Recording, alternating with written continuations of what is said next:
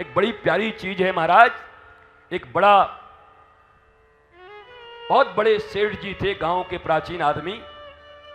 तो उन्होंने एक बहुत बड़ा मंदिर बनाया और मंदिर में फिर एक शिला लगवा दिया कि इसी मंदिर में 200 किलो सोना कहीं गड़ा हुआ है। अब वो 10-12 पीढ़ियां गुजर गईं, परिवार किसी कारण से गरीब हो गया। तो 12 पीढ़ी के बाद जिनका मंदिर था उन लोगों ने कहा, अरे हमारे परदादा के परदादा के परदादा ने 200 किलो सोना कहीं गाड़ा हुआ है, अब ये समय है इसको हम खोद के निकाल लें और अपना जीवन व्यवस्थापन कर लें। तो मंदिर पूरी खुदाई हो गई, पूरा मंदिर तोड़ डाला, पर कहीं 200 क्या 2 किलो नहीं निकला। महाराज उसी समय एक बड़े विज्ञ साधु आ गए वहां पर। बोला भैया ये क्या चल रहा है?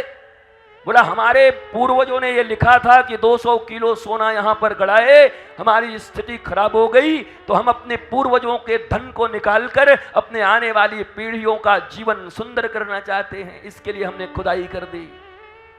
उन्होंने कहा पूर्वजों ने लिखा है तो बात तो सत्य होगी। देखो अभी दीपावली में 10 महीने बाकी हैं।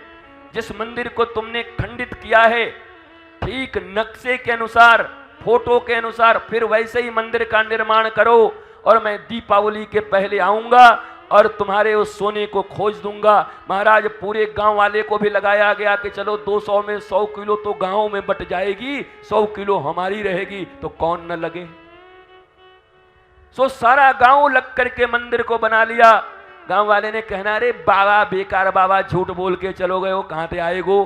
दीपावली के एक दिन पहले फिर वो बाबा टपक गए, आ गए। अब लोगों में विश्वास हो गया, बात तो पक्की है, मिलेगा जरूर।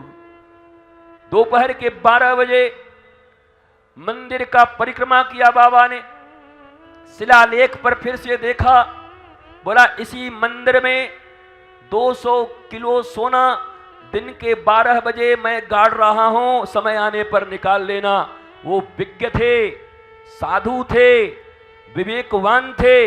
बोला 12 बजे दिन में गाड़ रहा हूं लिखने का क्या मतलब है?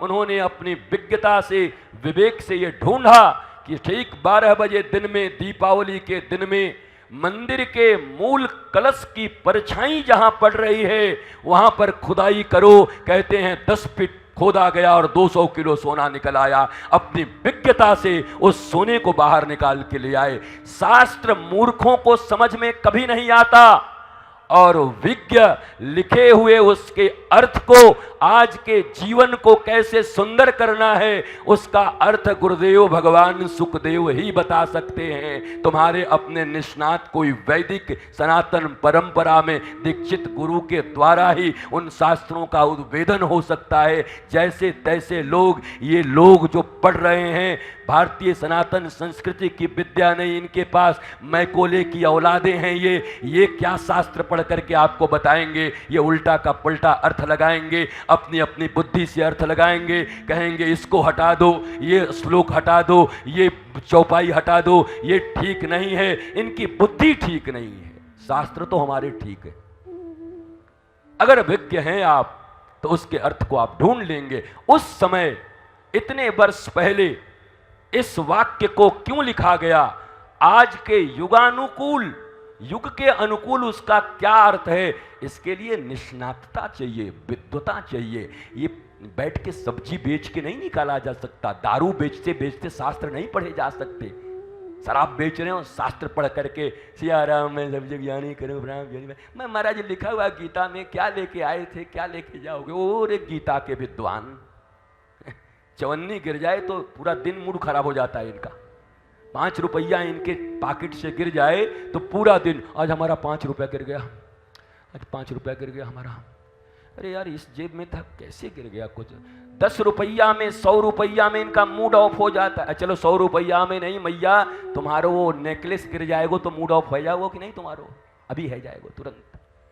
ये जो चमक रही है नेकलेस, अंगूठी गिर जाए तो वो, और क्या कहेंगी भैया, पैसे वैसे की बात नहीं भैया, बस मेरी माँ ने दिया था। पैसे की बात है मैया, माँ ने दिया है 98 की, और कोई आके कहे कि हम 2 किलो सोना देंगे, ये दे दो, तो सब माँ भूल जाओगी। हे माँ, तुम ही तो सिखाई हो कि समय पर अच्छा निर्णय लेना चाहिए, तुम्हारी बेटी सुखी रहेगी, ले जाओ।